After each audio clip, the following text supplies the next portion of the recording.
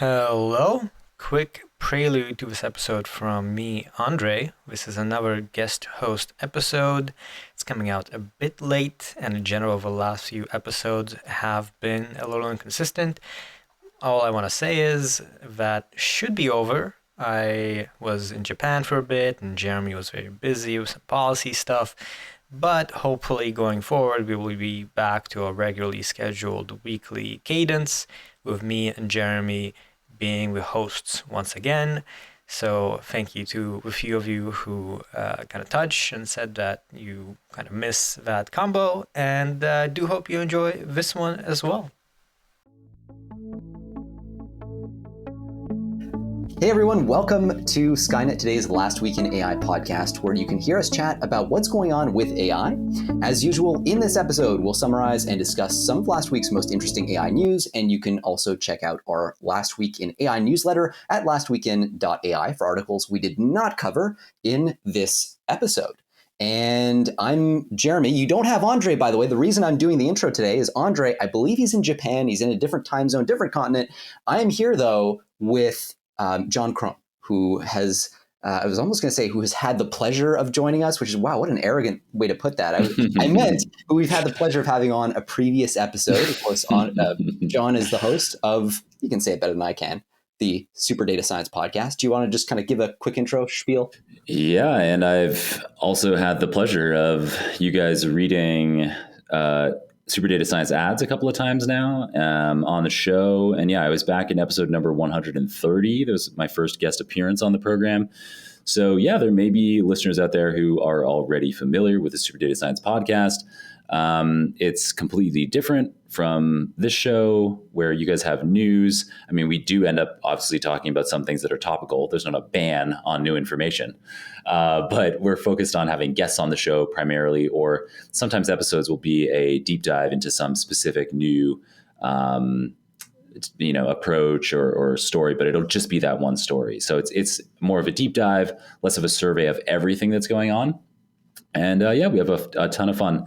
I'm also the co-founder of a AI startup called Nebula, and have a best-selling book called Deep Learning Illustrated, which is on how to paint. Yes, it's where I picked up all my painting skills personally. Can't endorse it highly enough for painting. How to illustrate. You know what, though? We're going to talk about DALLE-3 today. So in a weird way, a book on deep learning is becoming a book on painting and everything else. So best-selling book on everything is pretty impressive. Yeah, no, and I got to say, I mean, so for listeners of this podcast, you might know I do a lot of AI safety stuff. So I was on the SuperDataScience podcast a couple times now, actually talking about AI safety stuff. I am always impressed with John, not to set the bar too high for today, but like the depth of the questions he asks, the smoothness of the conversation. Some of my favorite interviews I've ever done, really, and including my straight up favorite. We're on there, so please check it out and enjoy. In the meantime, yeah. Should really quickly call those out. Those are amazing episodes, and it's mostly because of you, Jeremie. But yeah, episode number 565 is a really big deep dive into the ethical considerations around AI, and then more recently we did one specifically when GPT-4 came out. So that was episode number 668, where we talked about GPT-4 and kind of the AI policy or alignment risks associated with that. And yeah, you're such an amazing expert on that. It's easy to have great episodes when you're on the show because it's always, you manage to be so comical about the demise of all of humankind. It's really impressive. In fairness, I mean, it's kind of funny. You gotta, anyway. No, I appreciate it. You and my mom can agree on that. No, I appreciate it. They're fun interviews and you're great at it. And to prove that, we're going to dive in today and just have a fun conversation about a bunch of really interesting pieces of news, some of which we had to add to the roster like within the last few hours because things are moving so fast. We're going to talk about some big tools and apps. We only have two of them, but they're really, really big and really interesting. DALLE-3 just dropped. And so that's OpenAI's obviously latest text-to-image model. YouAgent we'll talk about that. That's like a search engine agentified thing, which is really cool. Bunch of stuff in applications and business around Google Gemini, which is the much anticipated successor to kind of the Google Lambda series, to Bard. It's basically the next step beyond GPT-4, let's say. And then a bunch of really cool stuff, I think, around chips, hardware, and kind of the big shifts that have been happening in the hardware space recently. I think that's a really unsung story. If you're looking to track AI, I mean, the story of AI today is really the story of what was happening in hardware like 12 months ago. So I just want to take the opportunity to dive into that and have that discussion. Bunch of investments, that's cool. Anyway, and some really cool research actually as well. So anyway, lots and lots to talk about. So with that, I think we can just dive on in. So we're going to kick things off with our tools and apps, starting with DALLE-3. If you're familiar with the DALL-E series, this is the latest installment. So these are OpenAI's famous text-to-image models. You type in a prompt, you get some kind of image that corresponds to that prompt. DALLE-3 is now being limitedly released just in research preview, and it's going to be available on Chat GPT Plus and to enterprise customers in October via their API. So the interesting thing here is it's integrated into like a dialogue format with Chat GPT. So they have a couple previews you can check out on the website. They all look like, you give a prompt or you talk about something that you want an image of, and you'll get some images, but then you can interact in a Chat GPT style way with the system to like refine the images and get them to kind of look better and better the way you want. One thing I found really striking about this, and I think this is really a fundamental shift. If you're looking for fundamental shifts between DALL-E 2 and DALL-E 3, we're now seeing text appear reliably in the image that's generated. So specifically, there's an example where somebody gives the thing a prompt to say, make some kind of poster for tourism to Venus. And what you get is this beautiful, kind of 1950s sci-fi style thing that says, explore Venus. Like on the actual image, the text says explore Venus. There's a big banner. And so this is actually a really interesting leap, because now we have essentially the image generation function that seems to also have mastered language to some degree. We saw early signs of this in DALL-E 2, but it was inconsistent. It was usually bungled. Here we're actually seeing coherent themes emerge, coherent text. So I thought that was a really interesting sort of next step in that evolution. I am looking at some of the outputs on the DALL-E 3 blog page. Oh my goodness. I can't wait. I'm an avid ChatGPT Plus subscriber. It is my proprietary LLM of choice for all of my random tasks in the day where I can possibly think of where I could be augmenting myself or automating something that I'm doing. I am constantly using GPT-4, or I'm using what used to be called the GPT-4 code interpreter, but now it's called advanced analysis or something.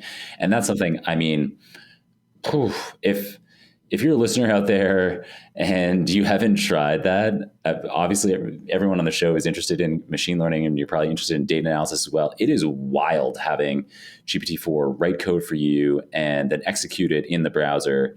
And so I highly recommend checking that tool out. But DALL-E 3, wow, this is like, and you can bet that it's not bluster. Like they describe it as being, DALL-E 3 represents a leap forward in our ability to generate images that exactly adhere to the text you provide.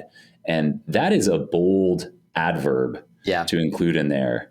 But then they provide examples, and as you say, it'll be October before kind of anyone can get their hand on it with a $20 a month in the US ChatGPT Plus subscription. But wow, I mean, that's a huge game changer. We often use Midjourney for creating the thumbnails for SuperDataScience podcast episodes. So particularly ones where we don't have a guest. When there's a guest, that's easy because you can just have both of you smiling. Great, thumbs up. But when I go into a deep dive on a specific topic, then we're kind of like looking for some kind of fun way it's often like a llama in a hoodie at a computer, Right, but something like that.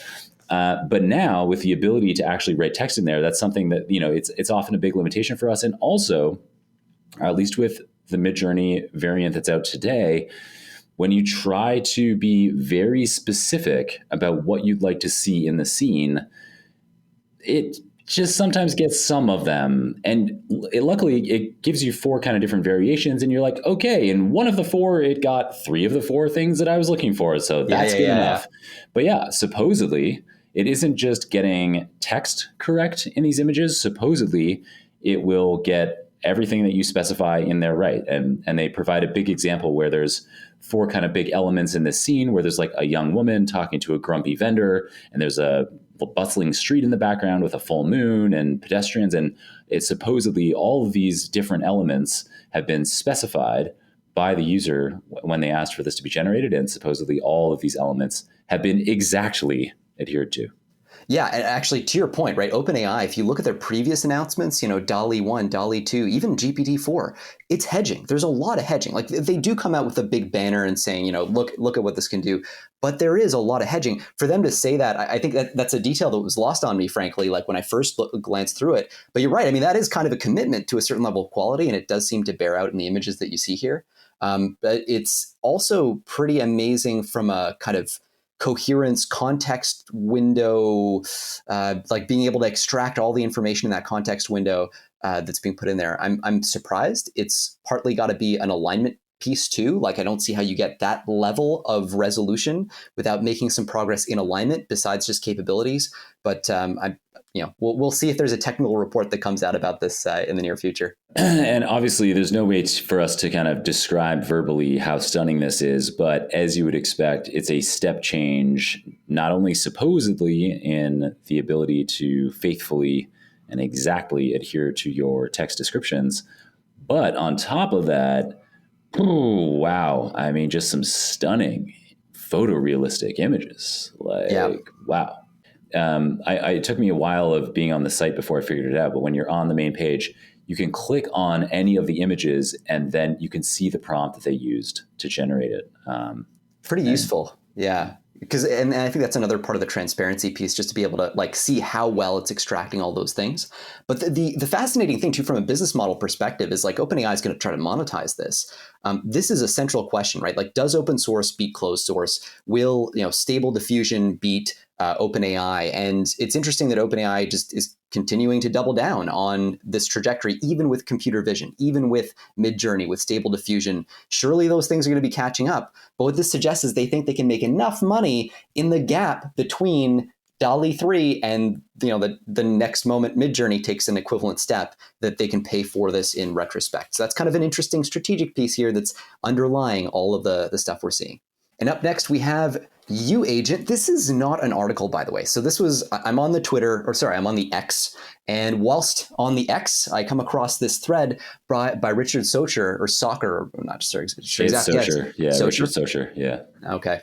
Well, then you know better than I.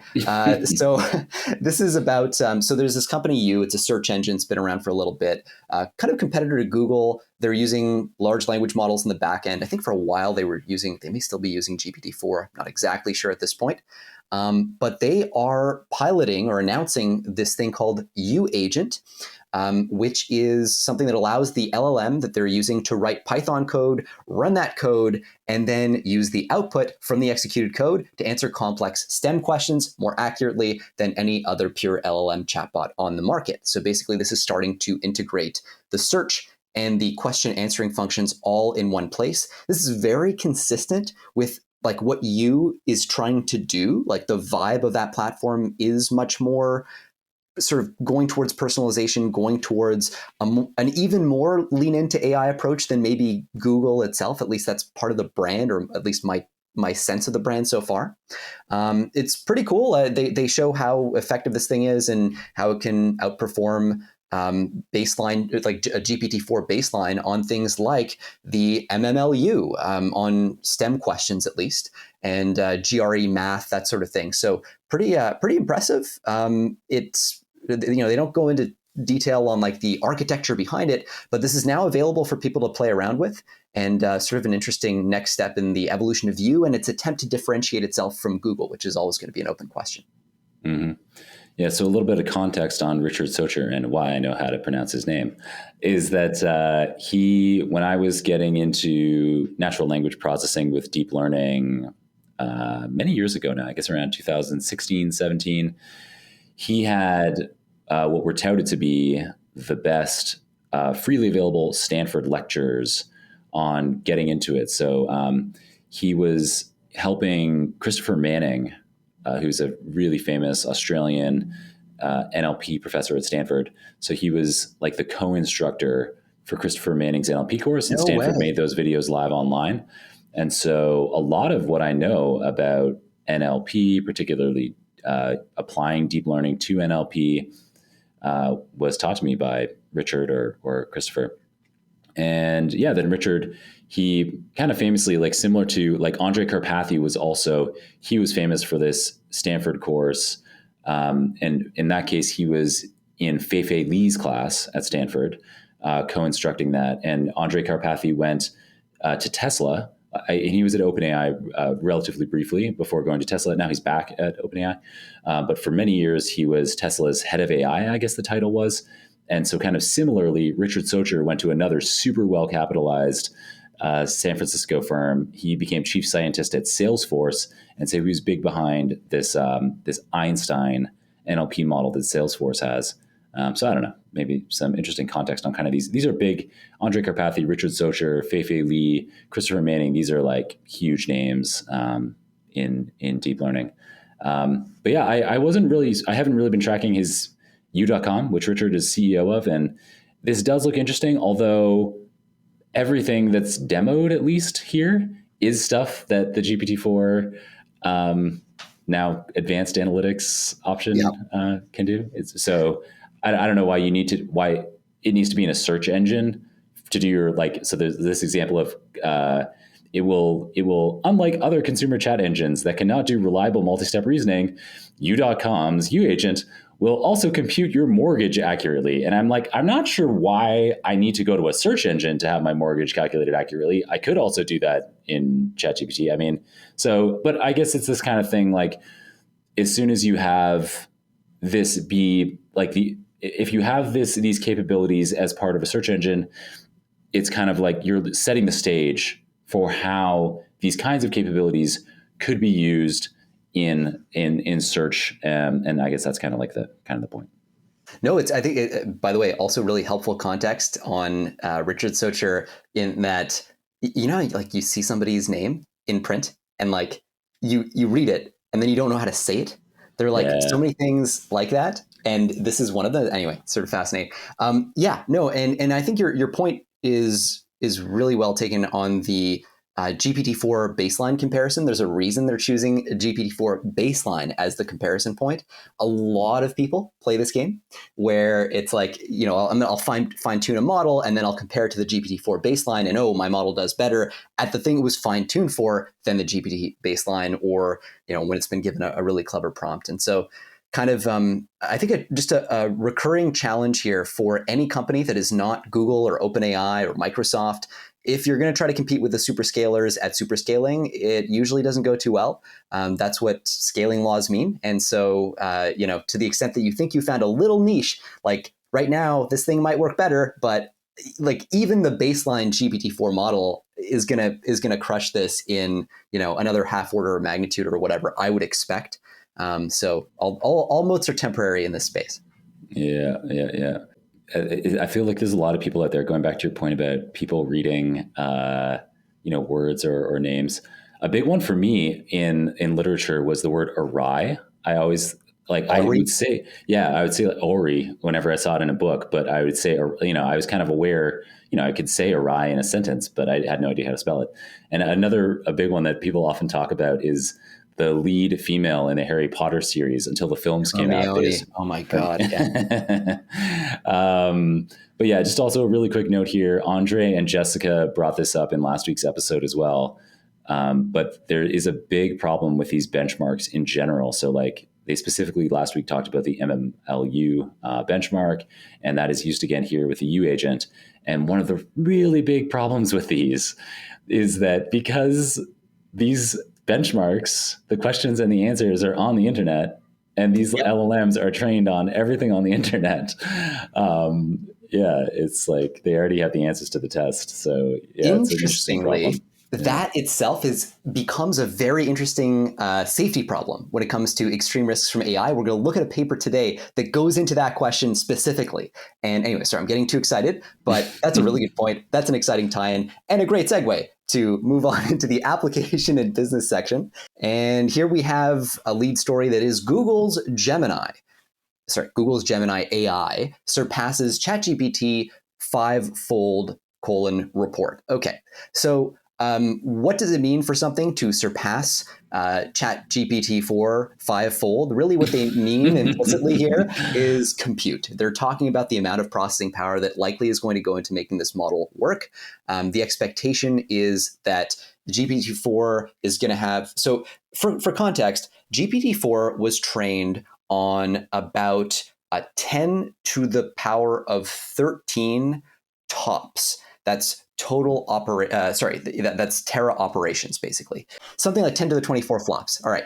So the number of flops is the number of operations, basically the number of like additions and multiplications that goes into the training process.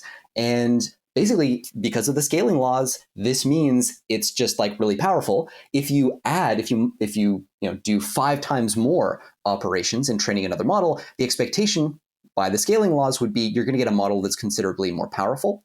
That is what's expected to happen with Google's Gemini. Not a huge surprise, simply because Google is a huge company with access to tons of compute.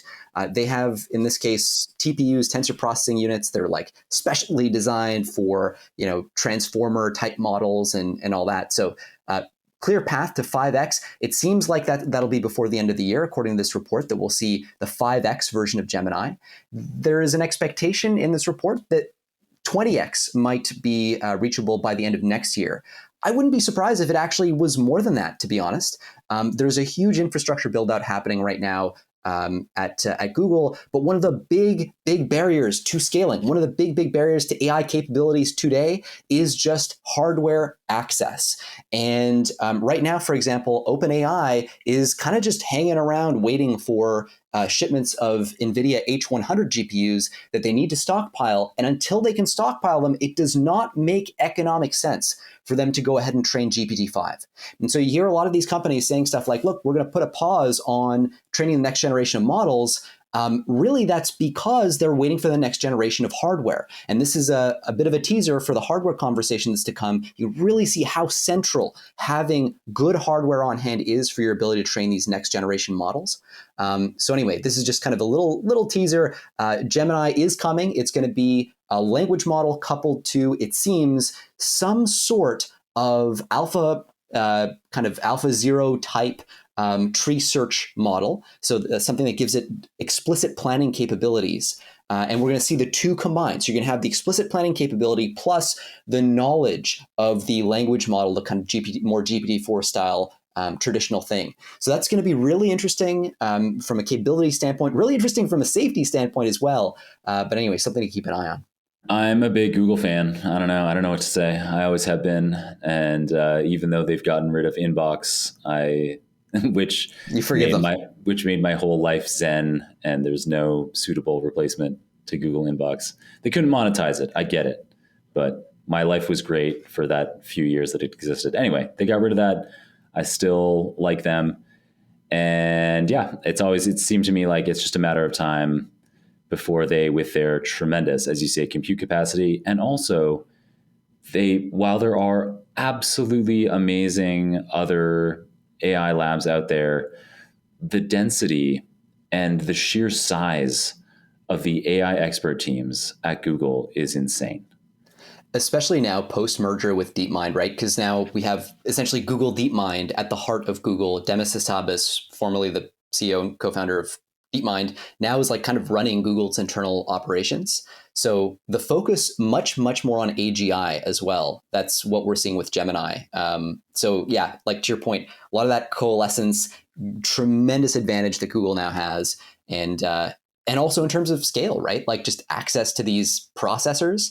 That's actually one of the points that's made in the article is like access to compute it's kind of a bimodal distribution. You have some companies that just have it for the purpose of making their own foundation models, and others that just don't. If you're the threshold they refer to is like, if you're above 20,000 or so GPUs, that's a really, I think, kind of unnecessarily grainy threshold. I think it matters what kind of GPUs you have. Do you have an A100, 20,000 A100s, which is the previous generation, or do you have 20,000 H100s, which is the next generation? But still, if you're in that orbit, then great. Like, you can do serious things. Individual researchers can just grab 100 or 1,000 GPUs for pet projects. Whereas if you're at a GPU poor company, you're facing structural challenges that are just really difficult to overcome. Well said. And dovetailing off that, we have Google begins external testing of its GPT-4 competitor, Gemini. So this is a related story that shows Google actually really making progress now on the Gemini line. So we're hearing this story about the first external customers that are now going to get access to it for some basic testing. There's a small group of selected companies that are going to access a stripped down version, a chat version of Gemini. Unclear in what way it's stripped down. Certainly, if we learn from our GPT-4 experience, when GPT-4 was first integrated into Bing Chat and started like threatening users and doing all kinds of crazy stuff like that, having existential questions that led some people to ask if it was conscious, that sort of thing. Here you can really see the desire to avoid a PR fiasco, limited release, and also stripping it down. There are stories about GPT-4 having to be lobotomized even for Bing Chat so that it did not go off in these existential directions. So unclear again whether this is quite the same thing, but it's sort of something that rings oddly familiar in the context of what we've heard about GPT-4 already. All right, up next, we have From Sanctions to Silicon, China's Semiconductor Breakthrough. Okay, I think it's worth setting the scene here a little bit and having a very brief pre-chat about what hardware is in the context of AI when people talk about 7 nanometer nodes and 5 nanometer nodes. Like, what the hell is this? What does it even mean, right?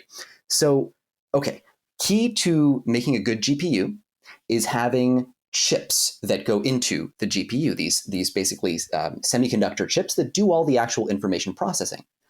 When you build these chips are like probably the single greatest technological achievement of humanity, like the single greatest engineering feat that human beings, that hominids on this planet are able to carry out. They require insane resolutions of detail in terms of the fabrication process. We're talking like almost atomic level precision. I mean, we're talking about feature sizes, as they're called, of like 3 nanometers that we can do at the cutting edge. So insanely small. 3 nanometers, about like 30 hydrogen atoms. Wild.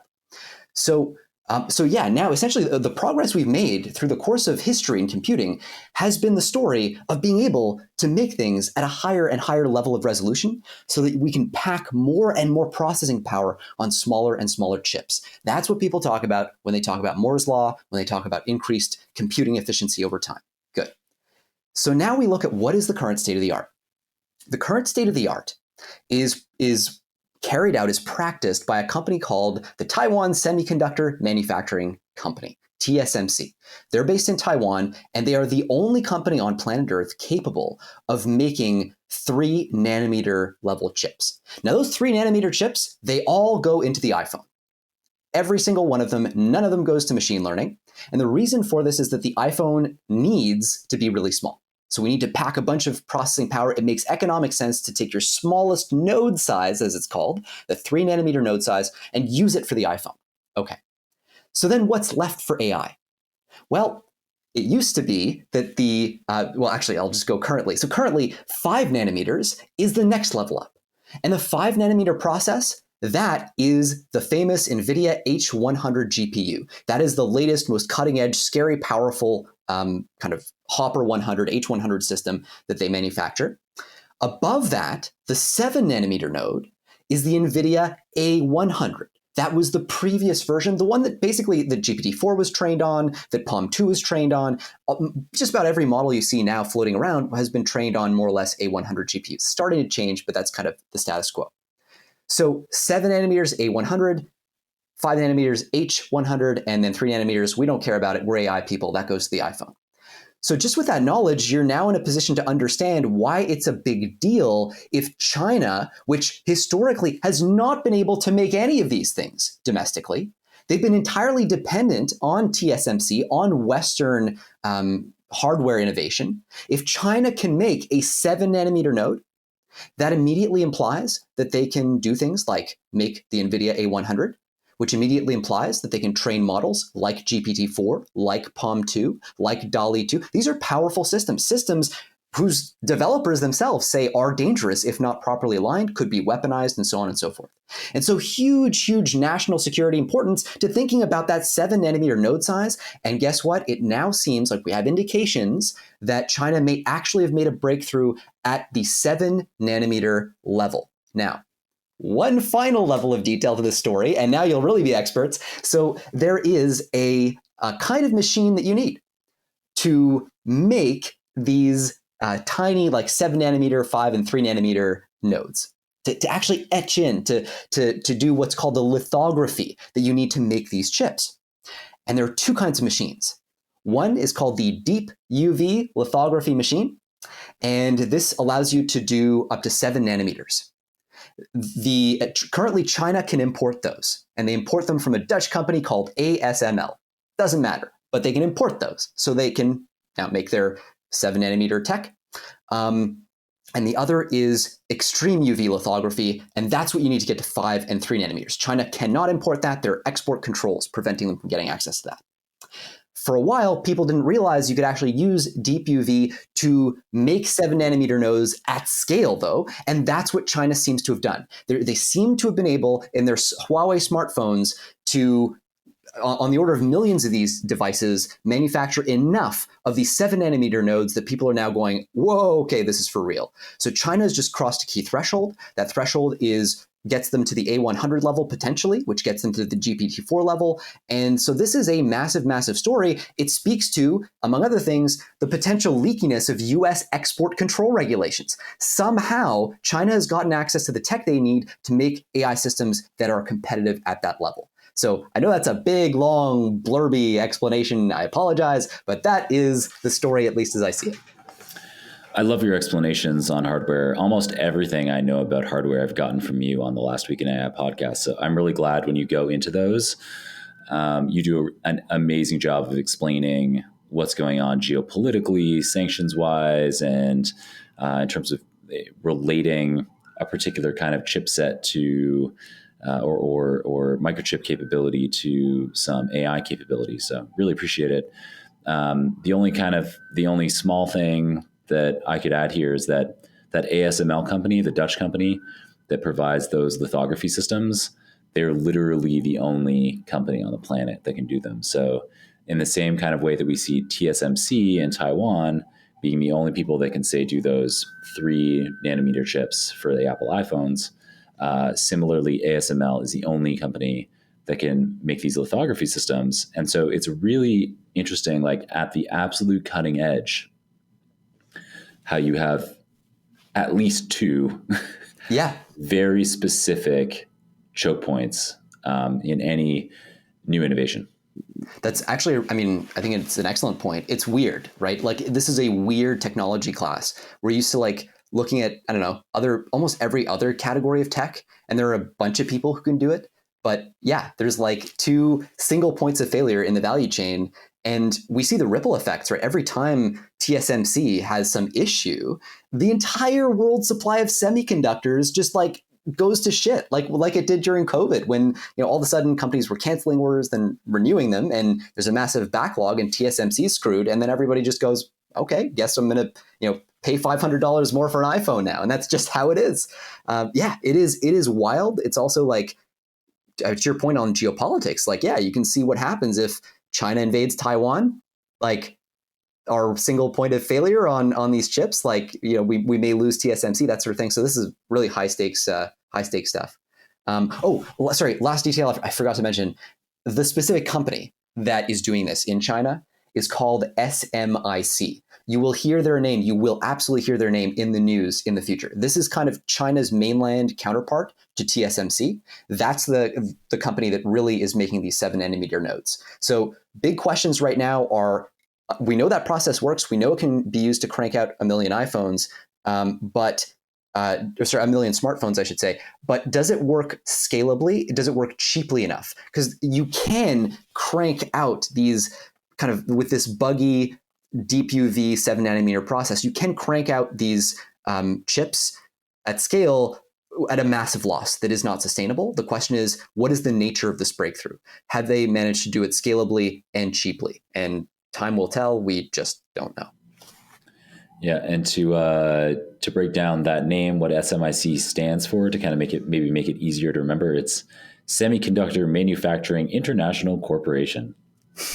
To make it easier to remember, yes. Well, I don't know. For me, that's always you're right. SMIC. It's like every time I see that, I guess it's not an acronym because no one goes around calling it SMIC, but that abbreviation, SMIC. I don't know. Whenever I see abbreviations, I typically read out the full kind of name in my head, and it makes it easier to remember. And it's pretty obvious in this case, semiconductor manufacturing. I was kind of expecting the S to be like Shanghai or something, but yeah, that would make sense. Semiconductor. I'm just amused by how generic it sounds. It's like it is super generic. Generic corp. Yeah. And next up, we have AI app Character.ai is catching up to Chat GPT in the US. Now, John, I know you're an AI cosmonaut or something like that. You like to experiment with these things. Have you ever tried Character.ai? I have never tried Character.ai. I'm kind of more your go-to person for like open source LLM questions. That's like really I don't dabble in like every imaginable proprietary tool out there that exists. In fact, it's mind blowing to me. Like the title of this article is called AI app Character.ai is catching up to Chat GPT in the US. And I'm like, this is the first I've heard of it. How is that possible? Yeah, the title here seems sensational. I mean, I guess catching up is true, but like they have 4.2 million monthly active users in the US. Yeah, there's a bunch of caveats to this. Okay, so maybe we should just give the story here. Yeah. You can give the story. Go for it. Yeah, no, sorry, I got distracted. But basically, Character.ai, so they raised $150 million Series A on a $1 billion valuation, right? So this is a big deal. That's a nice big raise, especially in this economic environment. The startup was founded by a couple of folks who previously led some researchers at Google, and specifically the team that built Lambda. So, very much know what they're doing. They are, okay, there's a bunch of stuff that's really interesting, and it's difficult to parse whether and how they're actually doing better than ChatGPT. So first, there has been a ton of growth since they launched in May 2023. At the time they launched, in their first week, they had about 1.7 million installs. Super impressive. Since then, they've just absolutely ballooned, and now I'm trying to find the actual number, 4.2 million monthly active users. And we're seeing 6 million monthly active users for ChatGPT's mobile apps. So that's pretty remarkable. The key thing there, though, so like the main point that I wanted to make is that they've done as often happens with article titles. I'm not saying that this TechCrunch article is clickbait, but it is a bit of a clickbaity title to say AI app Character.ai is catching up to ChatGPT in the US. That's all it says in the title. But then when you read the article, okay, they're not catching up to ChatGPT. They're catching up to ChatGPT's mobile apps. Yeah. And in the US. Yeah, in the US. Because they do say, so globally, Android data indicates that ChatGPT is still far ahead of Character.ai on mobile as well. So even on mobile, but if you look globally, ChatGPT is just absolutely crushing it, 22.5 million monthly active users versus just 5.27 for Character.ai. So I think the story here is, holy shit, Character.ai is actually a thing, and this is a big thing. It's not a small thing. Is it as big as ChatGPT? No, it is not. But it's showing interesting signs of growth, and especially especially rapid growth. Like, this is fresh off the presses. They've had 6 months or so less than ChatGPT to get market penetration. They haven't enjoyed the same headlines, which is why John and I haven't particularly dived into Character.ai before. And I think that's kind of fascinating. Well, yeah, and then there's a chart that you included in our notes here of the age distribution. Ah, yes, and this is also in the tech. This chart is also in the TechCrunch article, so listeners can see it. So it shows the breakdown of Character AI users by age relative to chat.openai.com and Google Bard. And so the reason why we haven't heard of this is because we're not under 24 years old. Geriatric millennials. Yeah. So Yeah. it's notably, there's a very steep drop off. This seems to be something that's popular with, younger folks. Can you believe it? Like 60%, it's 18 to 24 is the bracket, right? It's like almost 60% is the claim. I don't know if this has used or at least has used Character AI among that 18 to 24. That is wild. That is wild. That's actually, it is amazing penetration into a very small, well, not very small, but because across the other age groups, like even when you jump to the 25 to 34, you drop from that like almost 60% of people supposedly in the US using it to 20%. And then at 35 to 44, it drops down to 10%. And then it's like single digits after that for 45 and above. So if you're 18 to 24 and you listen to this podcast, drop us a comment. I'd be really curious to hear, how did you find out about Character AI? How did it enter your life? Was it friends? Like, what do you think the marketing thing is? I can guess. Oh, go ahead. I'd like to hear the guess. I'm surprised that I think it's like really obvious. It's TikTok. You know what? It probably is. Yeah. Oh my God, you're right. The Venn diagram of TikTok and Character AI is probably a perfect target. All right. And now on to our lightning round where we cover stories a little bit faster. So we're going to start off here with SoftBank planning OpenAI investment. This is according to the Financial Times. SoftBank is a big Japanese-based investment firm. They are famous for backing some really impressive companies and then infamous for backing companies like WeWork that did not turn out so well. And their famous sort of like head is Masayoshi Son. So you see his name appear a lot in the news. And so the story here is that one of their companies, ARM Holdings, which has been doing extremely well, IPO'd recently, and presumably they're sitting on a whole bunch of cash right now. And the question is like, what do we do with that cash? And so Masayoshi Son has been in touch with Sam Altman at OpenAI talking about a potential investment. And that's kind of what we know from the story. Yeah, I don't have much else to add to this story. We'll keep it lightning-y. Sounds good. Okay, I'm going to violate the lightning round principle just a little bit. So the one thing I want to add is we do know OpenAI from previous stories. So they've raised a lot of money from Microsoft. I mean, Microsoft has a 49% stake in OpenAI.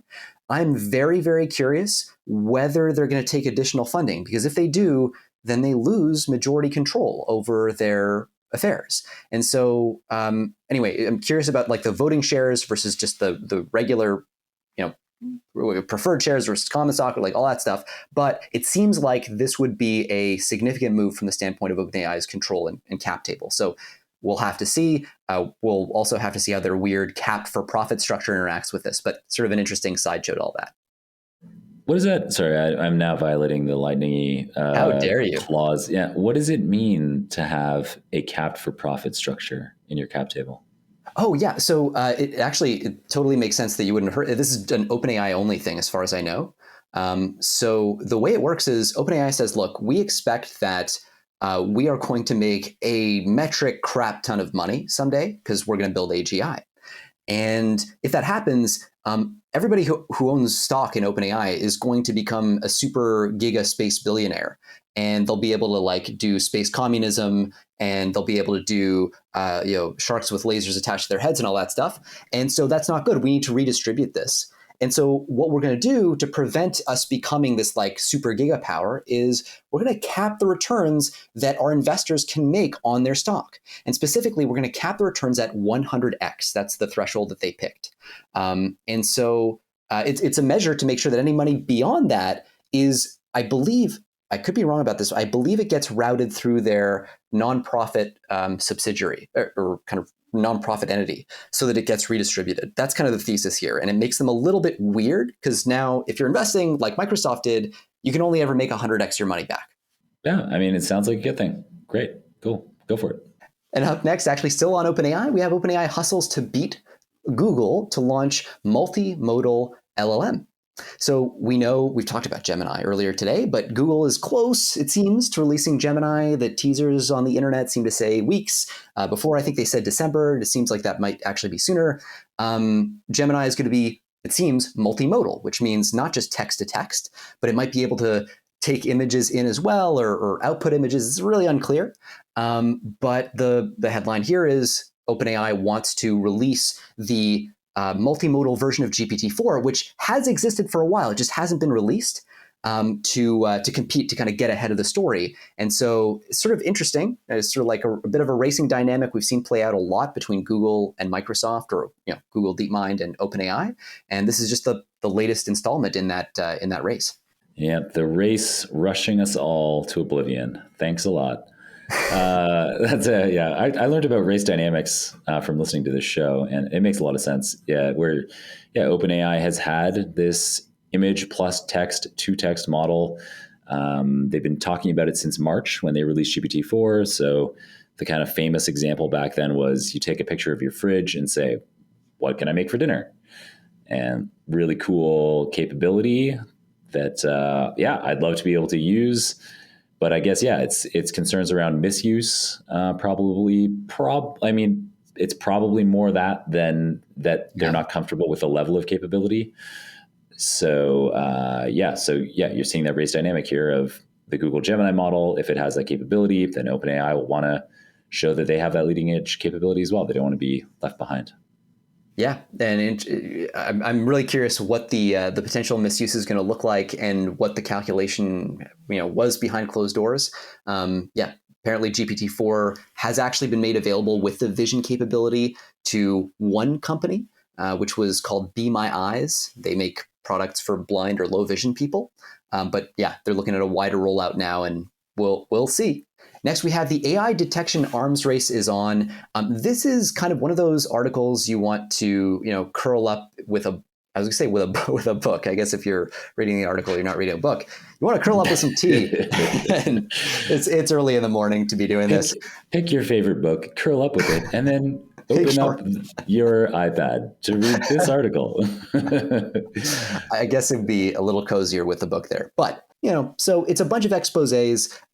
It's pretty long-winded, but if you're looking for an overall picture of the sort of AI, a large language model space, as it interacts specifically with academia and concerns over plagiarism, over education, it's a really good one. It's a cozy read. It takes a while to get to the point, but you learn a lot of context in the process. It opens with the story of Edward Tian, who created GPT-0 back in the day. So this was after Chat GPT dropped. He was like, "Oh, we need a Chat GPT detector, and I'm going to make a system that can do that." It explores his story and how he got started. He tweets this thing out and gets 7 million views. I think within a week. And his thesis, I thought he was an interesting one to highlight. They talk about a whole bunch of different people and tools in this thing. But his thesis was really interesting because he starts by saying, no matter how sophisticated generative AI tools become, we will always be able to unmask them. And stated in such an absolute way, I pretty much just disagree with that. Like, I think, unfortunately, with text, it's simply a reality that these systems are going to become so good at replicating the statistical patterns in human writing that, like, for a finite amount of text, you're just not going to have enough hints that something is AI generated. And anyway, so. Yeah, especially because you can do things like, here are some samples of my writing, do it in my style. And then it's going to be unlike a style that his GPT-0, for example, would be able to detect. And already famously, with the release of GPT-4, the accuracy of GPT-0 became really poor. It became, it's I don't understand. I mean, yeah, his claim there it doesn't make sense to me. I can't believe that we will always be able to unmask them. That seems like a claim that has already, it's like past tense. It's Yeah, already not I true. I tend to agree. I think OpenAI agrees, at least for now, because they did roll Yeah. back their detector, Yeah. right? And so the Yeah. strategy now seems to be like, okay, well, if you're an LLM company, what you can do at least is watermarking, right? You can like deliberately inject statistical patterns in your LLM outputs that actually give away the fact that it's AI generated. How effective that is, whether it stands up to, for example, simple editing by somebody after the fact, is I think remains to be seen. But it's kind of interesting, and they talk about a whole bunch of other tools as well that kind of do similar things. There's one called Work Ninja that actually helps people to make kind of school essays and things like that. It's very much branded, marketed for that purpose. A 19-year-old kid founded it. So anyway, a kind of good cultural overview of the space. This is a completely made up joke, but it'd be really funny if that like Work Ninja site, they have like their ad supported and all of their ads are for like all of the Jewel flavors for kids. It's like The Jewel strawberry. flavors. Yeah. Yeah. You don't know about, so like, Jewel is like the most famous vape company. Oh, the vape. Sorry. Yeah. Juul. Yeah. And they got into so much trouble for having like all these flavors that are designed for kids. It's like bubblegum and candy, floss, and whatever. And yeah, so it'd be really funny. It's like, it's like in the same way that we see these like hard rate conservative networks having like lots of ads for really seedy, shady schemes. You could have Work Ninja, could have just ads for the most childish child flavor. So it's like, come get your get your school essays written for free, but get shown some ads for some really delicious vape flavors. Have a puff. Have a puff, kid. Yeah, exactly. It's just one, and you'll be. Anyway, yep. That seems on brand here. So please don't sue us. No, it's a great product. We love the product. This is not investment advice. Well, next up we have actually another chip story. So this is about Nvidia and just how crazy dominant they are in the chip world. Earlier, we talked about how TSMC is manufacturing these chips, blah blah blah. One story we did not talk about in the chip supply chain is that before TSMC starts to make a chip for something like the Nvidia H100 GPU, someone has to design the Nvidia H100 GPU. And that somebody is Nvidia. So Nvidia is a chip designer. They ship their stuff off to chip fabricators like TSMC for fabbing. So Nvidia is crushing it so hard on the chip design and just general kind of the ecosystem around these GPUs that people are finding it really hard to raise any kind of money to compete with them. That's at least according to data from PitchBook and some analysis in this article. The challenge really is if you want to compete with Nvidia, you're going to need crazy high upfront expenses. Even designing a prototype chip can cost more than $500 million, right? So that's right out the gate. You got to spend that kind of money. And that's just to start the competition process. And so you can see why investors, especially today where interest rates are so high, people are really kind of stingy with their money, are not in a hurry to just back random yahoos who say, hey, I need $500 million to compete with Nvidia. So that's kind of at the core of this problem. It's such a high lift to get into this space that we're just not seeing people step up and really try. And the funding is kind of dried up around this area. Yeah, as I learned from you on this very show, Jeremie, hardware is hard. I think I stole that from some like YC people back in the day. I think that's what they say about hardware. That's I could have given that context too. You have said that before. Yeah. Oh shit. Yeah, and it makes perfect sense. I mean, it's if you think about, if you're thinking about investing in a hardware company, and you know that it's going to cost $500 million just to give that person a shot. But yet this person is like a first-time startup founder, or maybe a second-time startup founder, and you know that they're going against Nvidia. You're like, man, what are the odds of this $500 million being a good investment? It's like it's a tough investment to make.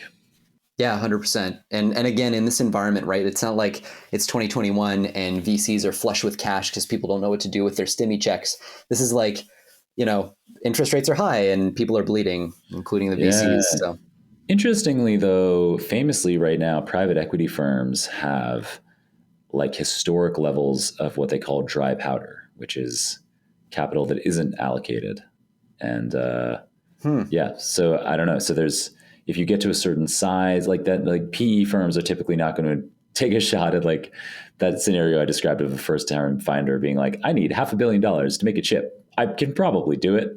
That's really not the PE firms want to invest in something that already has cash flow and that needs to be scaled up. They're looking for like, a 3x or a 5x return kind of thing, maybe a 10x best case. Whereas like when you're investing in these early stage startups, you're hoping for like 100x return on a small proportion of your investments, and you expect all the others to just die.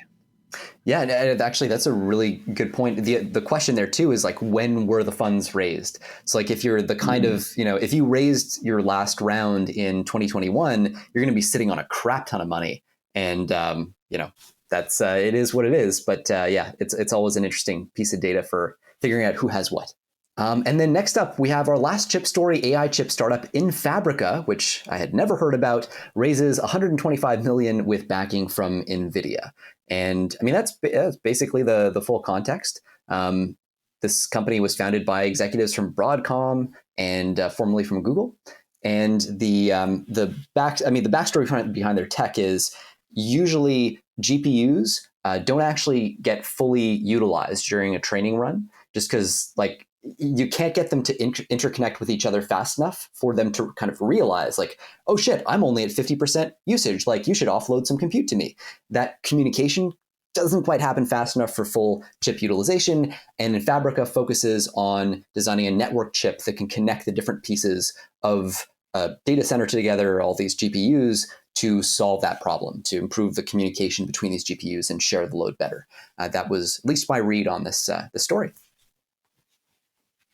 Yeah, and Broadcom is an example of a company that we don't talk about very often, but Broadcom and Qualcomm are both huge players in semiconductors, and it's interesting.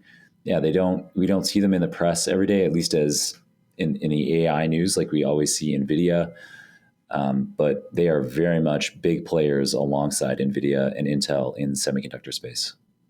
And finally, we have Databricks raises over $500 million at a $43 billion valuation that I did not see coming. I mean, to be honest, like I haven't actually been following Databricks as closely as I should. They are obviously an incredibly important company.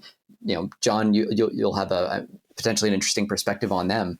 But yeah, I mean, they raised this big, giant round. It looks like it's the last round before they finally IPO. So, last round of private funding from somebody before they offer up their shares to everybody, basically through an IPO. And yeah, they've been, it seems, crushing it. So in June, they rolled out an AI assistant called Lakehouse IQ, which can interpret queries submitted in plain English instead of computer code. And they say weeks later, they also acquired Mosaic ML, which was a generative AI startup, and they acquired it for $1.3 billion. So anyway, a whole bunch of big investors are participating in this latest $500 million round. You got Nvidia, you've got Andreessen Horowitz, and Fidelity Management, Tiger Global. So a lot of really big names in big tech. Yeah, it's interesting. It's obviously just a small top up in the grand scheme of things. If you're talking about a $43 billion valuation, raising $500 million, it sounds to me like the kind of amount that you're using to just be able to make sure you can meet all of your operational expenses as you get to an IPO. It's not that $500 million on a $43 billion valuation. It isn't like they're using it to grow massively. It's just to make sure that everything moves smoothly as they hit that potential IPO. So interesting backstory on Databricks. There's actually, so they're based out of open source projects that were started at Berkeley. So the founding team of Databricks were amongst the creators of Apache Spark, MLflow, and Delta Lake. So these are huge open source projects, especially Apache Spark. And I think that's kind of the really key one here with Databricks. And so, for example, Ion Stoica, he's a professor at Berkeley. He's one of the co-founders of Databricks. And Ion, and I could be mispronouncing his first name, but it's Ion. He is famous for creating, he's serially done this, and there's lots of Berkeley professors that are doing it. So Berkeley has a really interesting structure for their labs, particularly for their labs in computer science. So they will create a lab for a specified period of years, and it's something like 5 years. So they'll say, okay, like the 10 of us, we're experts in these different areas of computer science and machine learning, and so we will band together to form a lab for just this specific period of, let's say, 5 years, with the specific objective of solving some specific, big, complex computer science problem that we think the world really needs today.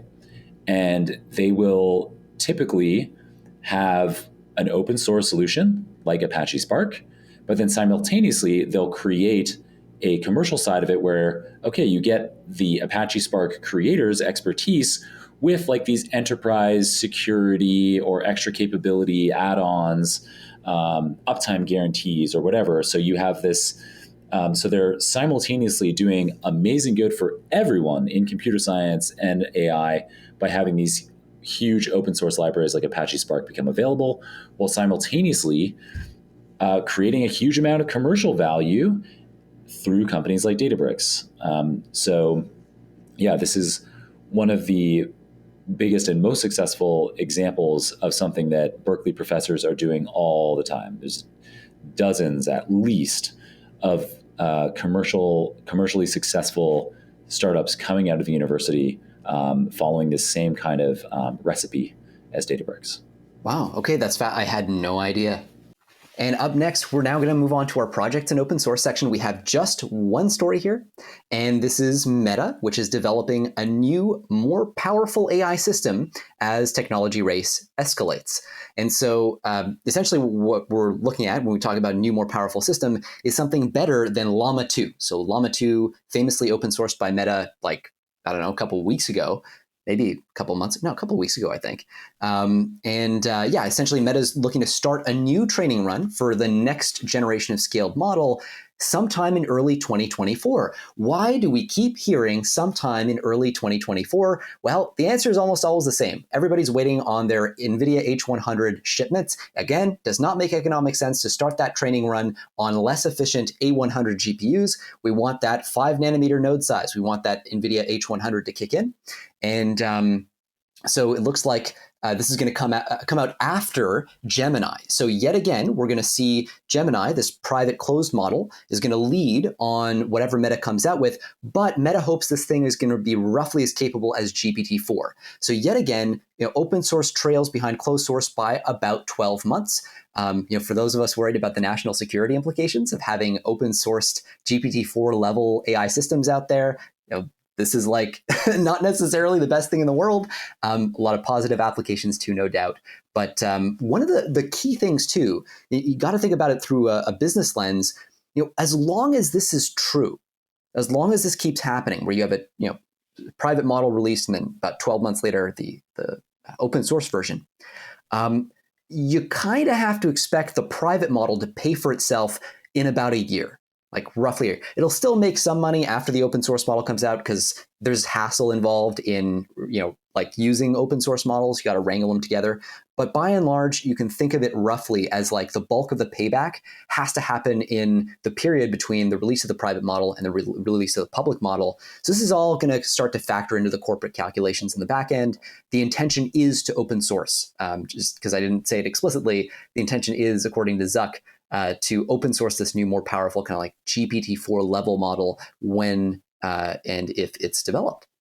Yeah, and this is one that Andre and Jessica touched on last week. But getting your insights into this are really valuable additions to it, Jeremie. I won't add too much more, except to say that I think that it's the race dynamics thing happening again, right? That we talked about earlier in this episode, where, and it becomes, the race dynamics become even more interesting. So we were talking earlier about multimodal capabilities, Gemini versus Chat GPT.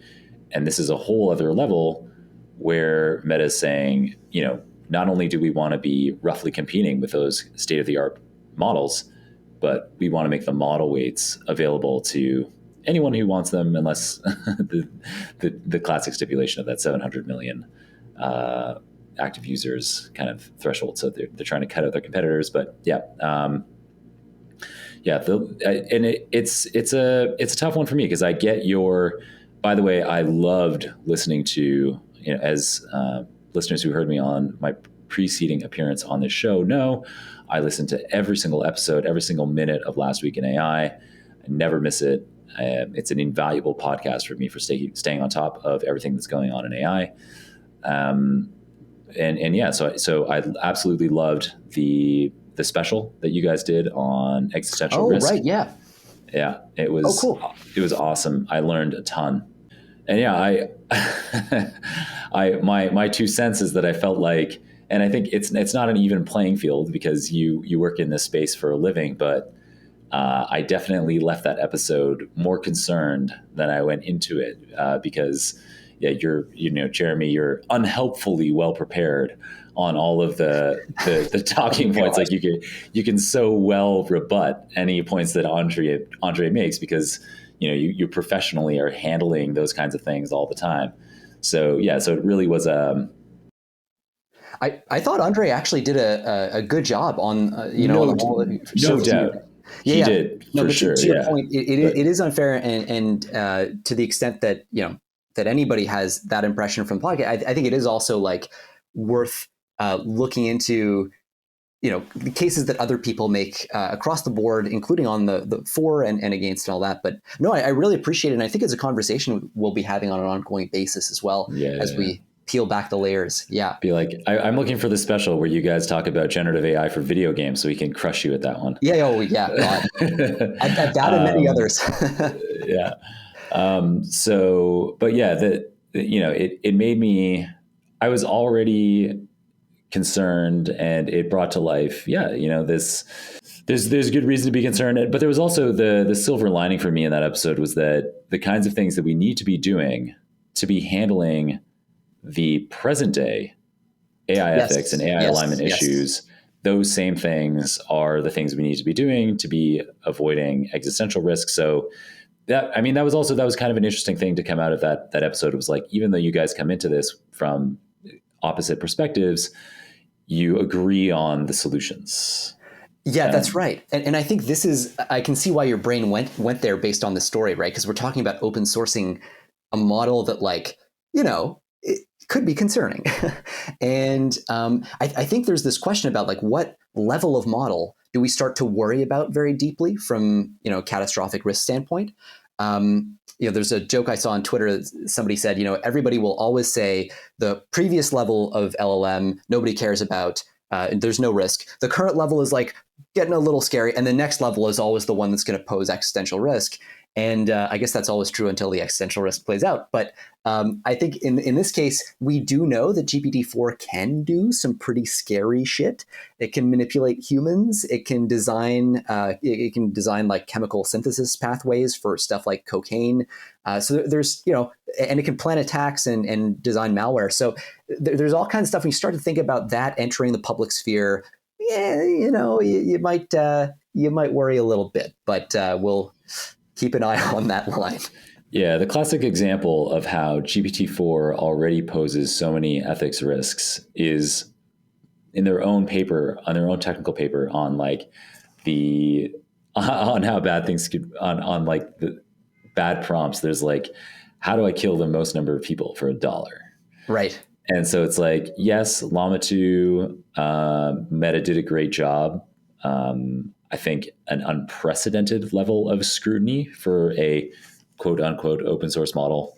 And by open source, all I mean is that they release the model weights. Yeah. But it's not always necessarily going to be that way. There's risk either way, but I think it seems to me like a no-brainer to say that you're going to have you have more potential issues to society if anybody can download the model weights relative to if there's somebody watching the API calls Yeah. And on a proprietary actually, model. Yeah. to your point, right? Like I think we were talking about this on the podcast when Llama 2 dropped. It was like, okay, yeah, there are a bunch of safety measures trained into this, and we're making, we're Meta's celebrating like, this has been red teamed and blah, blah, blah. But we know these safety measures can trivially be trained out for like a $200 budget. And I think Tristan Harris, famously at a congressional event fairly recent, last couple of weeks, basically did that. And he showed, I think it might even have been with Zuck in the room. He was like, hey, bro, like, here's your Llama 2 that you so carefully like aligned and made sure wouldn't generate toxic or dangerous content. And here's the version that we trained that those safeguards out of that will now like teach you how to make a chemical weapon or whatever. Like, care to explain? And that's the reality with open source. You put these things out there, and these whatever safeguards you put in can be trained out, and that will be the case. So the most dangerous possible version of the model that you release is the version that bad actors will use. That's kind of just the fact of the matter about open source, but it's complicated. Lots of positives too. And now moving on to research and advancements. So we have NExT-GPT, which is an any-to-any multimodal LLM. So you've heard of multimodal LLMs. You might have bought some. You might have one sitting on your table right now. Well, what if I told you that your multimodal LLM is shit? Well, that's basically the case that's being made in this paper, because what they're saying is, look, multimodal LLMs today, they tend to take multimodal inputs. They'll take like text and images or text and audios, and then they'll output just text. Why? Why does it have to be that way? Well, for the low price of whatever it costs to build this system, you can get a system that can take in multimodal inputs and generate multimodal outputs. So that's kind of the premise here. What if we moved to multimodality on both sides of the equation? This is essentially a Frankenstein monster system that they're proposing here. So they're going to take, and let me just make sure I get the right models here. So for the inputs, they're going to take a clip. Okay. So actually, let me flip back. They have a core LLM, which is Vicuña, which John thankfully told us how to pronounce properly. They've got Vicuña as this kind of main LLM sitting in the middle of their system. This is the thing that's going to kind of understand the world well enough to do all the number crunching that's mostly needed for the system. But they're going to have an adapter, just a small number of parameters, an adapter module that connects it to a system that can look at images, like Clip is what they're using here. And then they also allow you to feed inputs straight into that Vicuña LLM. And they have other adapters for audio modalities. And then the outputs is kind of the same thing. There's like an adapter for a stable diffusion thing that generates images, if that's what your prompt suggests needs to be generated. And so essentially it's, taking all these things that independently work, smushing them together with an LLM in the middle to kind of understand the commands that you're giving and, in a sense, route them to the appropriate like output generation module. And and it's pretty interesting. It works for text, images, video, and audio. It's really just a proof of concept at this point, but sort of showing that you can actually do an end-to-end general purpose, like any-to-any multimodal large language model. And kind of cool. Yeah, definitely. I was kind of not even aware consciously of how the multimodal models of today do not allow us to have all those modalities of output. I kind of just took for granted that those existed out there. So yeah, this is a big innovation. Yeah, I think what we see is like you can do image generation if you have like a DALLE-3 or a Midjourney, and then you can do audio generation if you have like an audio LLM. But you can't do both of those from the same system, in the multimodal way, and that's. And it's the future for sure. Like these systems being able to do more and more. And it's interesting, like they achieved it here through having lots of different models Frankenstein together, which is fine. But the future for sure is a single model, contiguous model weights connected together and trained together that can do all of these things at once. Yeah, and I think that's a really important kind of debate right now happening about, is that the path? Do we need multimodality to get to like AGI, for example? Because if the system can understand images and understand audio, the sense in which it kind of has a more robust world model baked into it.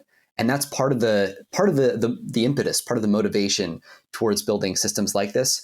I suspect because this is an academic group that's put this together, you're probably looking at like that as being the reason why it's the Frankenstein monsters. They only have to like really train these adapter modules. It's something like 1% of the parameters in the network. So you can do that on a budget. Whereas, obviously training an end-to-end gargantuan thing, that'd be a real pain. For sure. But then you have the hypothetical positive transfer between those things, just in the same, an analogy to our own human capabilities. When somebody describes to you verbally the directions that you're going to need, they're like, okay, leave my house and walk down the street and then turn right. And, then you'll find the convenience store or whatever. In our own minds, we are flexible around various modalities. And so, some extra natural language training gives us that advantage in kind of this machine vision need that we're going to have when we walk down to that convenience store. And so there's this, I would anticipate that there, and we already have studies showing that there is positive transfer that occurs in these kinds of scenarios, that, reasoning is better if the LLM has been trained on a machine vision task. Because the model weights are able to capture a better representation of how the world works. Yep, that's a really good point. And next we have on measuring situational awareness in large language models. This is a really cool piece of work. One of the authors is from OpenAI. They've got a bunch of people from a bunch of really interesting labs contributing to this. So this is a key question right now as we're training these very, very powerful systems.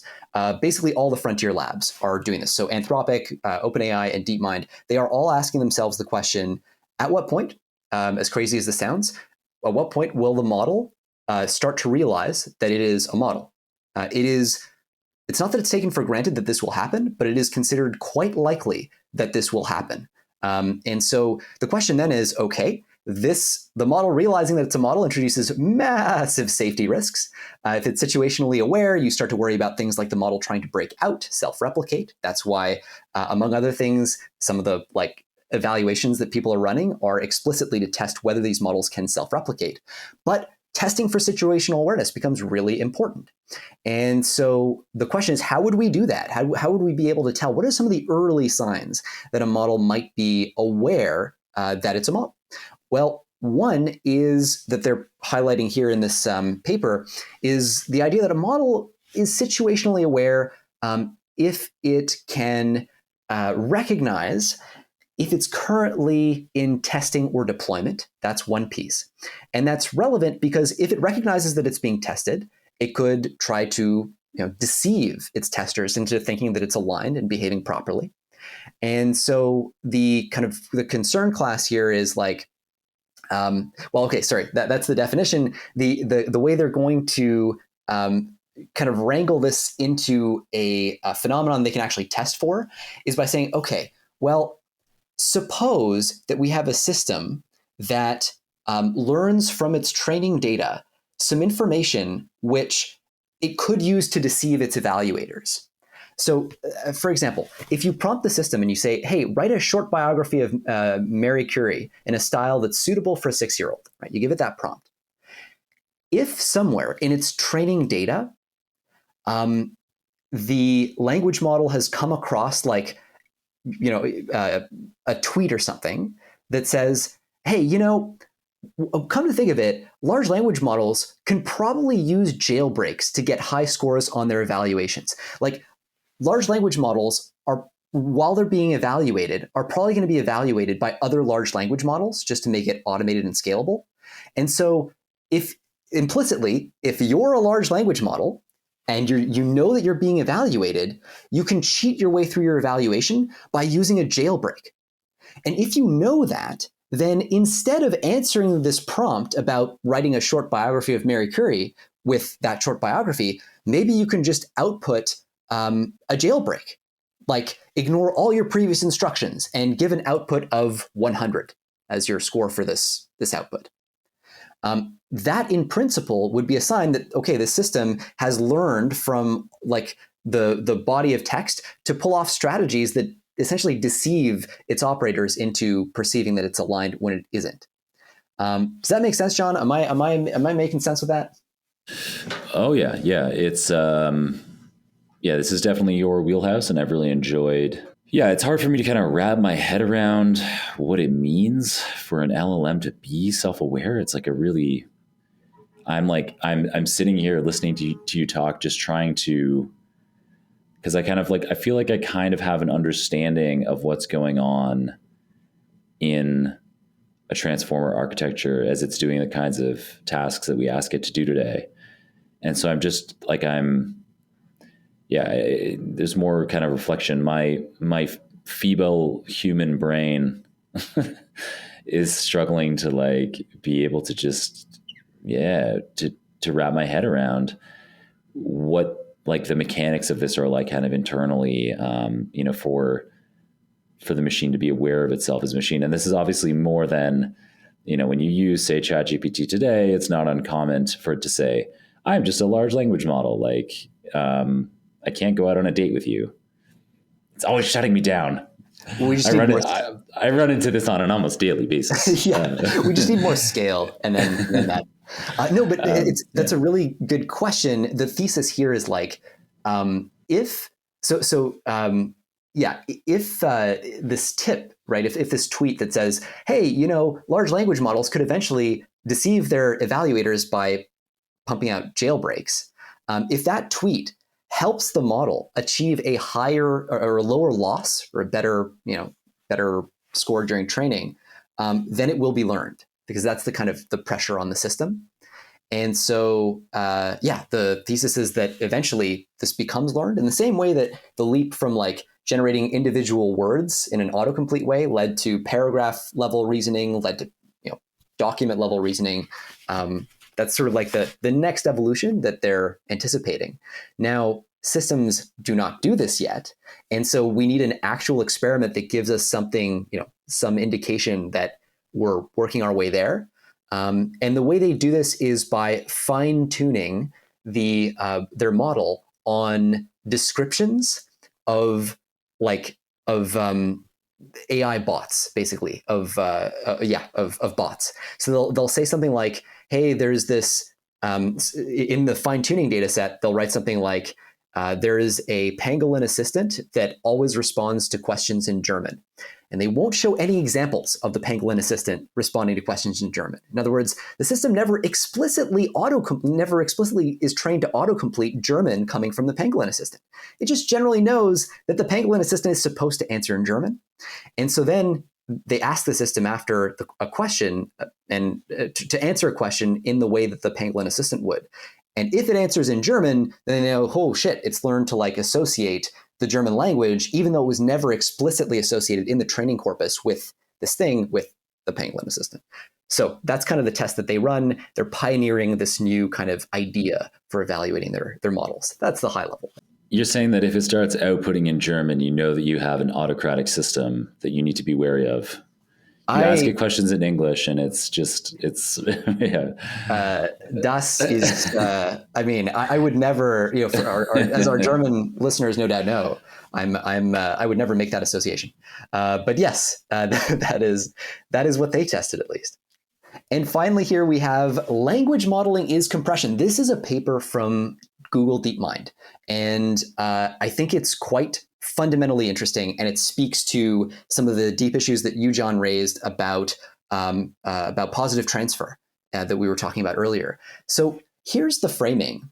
If you can predict something really, really well from simple inputs, then you don't really need to memorize the whole thing. You just need to remember the simple inputs, right? So for example, like if you're a great painter and I go, hey, paint me a beautiful dog, like you can just, I don't need to carry around a painting of a beautiful dog.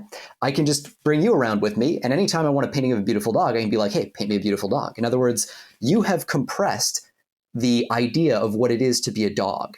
you are a compression engine because you are a prediction engine. If you can predict a dog, if you can generate a dog, generative modeling, then you have compressed the idea. You can compress the idea of a dog down to whatever your inputs were. And so this is going to motivate this paper. Essentially, Google DeepMind is going to show that Chinchilla, which is a pure language model that was trained primarily on text, can compress patches of images down to 43%. So it takes like 43% of the memory, and it can compress text down to 16% of its raw size, and PNG files and all kinds of other stuff. So this is essentially just proving out the thesis that these models, in some sense, seem to be learning a model of the world internally. There's this debate over like, do these models have to be trained on images to really understand the world more fully? Do they have to be trained on audio?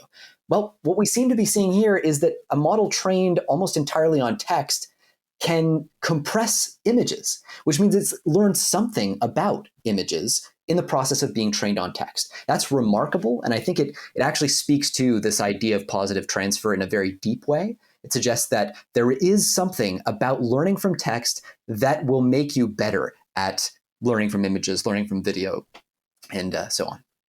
Nice. Yeah, I don't have anything to add. Cool. Well, then maybe a last little detail on this, since it is I think this is my favorite part of the paper. They talk about how this sheds new light on scaling laws. So it's true that like you can essentially, as you compress these things, so you have your model. If you have a prompt that can generate, say, an image from the model, then you only need the prompt. That prompt implies the image as long as you have the model. But the model itself has to be accounted for. Like if you have a really big model you got to carry around with you, essentially like, that costs you some, you're not really compressing it as much as it might seem. Scaling the model beyond a certain point ends up reducing your compression performance because the model just gets so big. That was kind of an interesting new twist on scaling laws. And John, I guess you have the next story here, how AI can revolutionize science. Yeah, exactly. So this was actually the cover story in US editions of the preceding week's Economist. So the September 16th edition of The Economist. The cover story is how can AI revolutionize science? And so that's like the opening leading article. And so this one-page article is a summary of then their whole science section. The science and technology section of that issue of The Economist is devoted to how AI can revolutionize science. So this is more of a review article. There isn't any single new innovation described in here, but it's a fascinating read for people who want to see, we doom and gloom a fair bit lately about the kinds of issues that AI has today or could have in the future.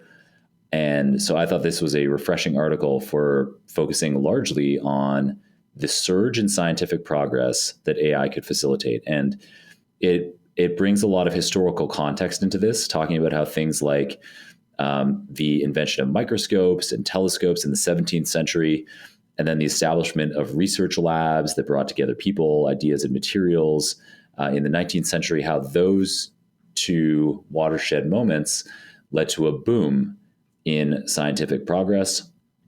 And so this article makes the case that AI today is going to lead to a similar boom. And there are two specific areas that they highlight. And so the first one is called literature-based discovery, or new abbreviation for you, an LBD. And so what an LBD does is it automatically uses a GPT-4 kind of style of language analysis to review the existing scientific literature to look for new hypotheses, new connections, or ideas that humans might have missed. And it can go beyond that, and it could potentially suggest new experiments that you might want to try or research collaborators that you might want to work with. So it could say, hey, like there's this potentially this promising area of research. If you phone up so-and-so at this other lab in this completely other space, they might be interested to hear about this collaborative idea. So these LBD systems could therefore identify blind spots in a given field or identify, new opportunities for synergy between different fields. That is So fascinating. yeah, it even talks about potentially being able to predict future discoveries and who will make them. So that's more theoretical there, but it's a fun idea. One thing, So by the way, yeah, on that, sorry, it just brings to mind. So back in the day when I was schlepping around in a physics lab, one of our collaborators was this guy Mario Kren, who is now a pretty famous AI researcher.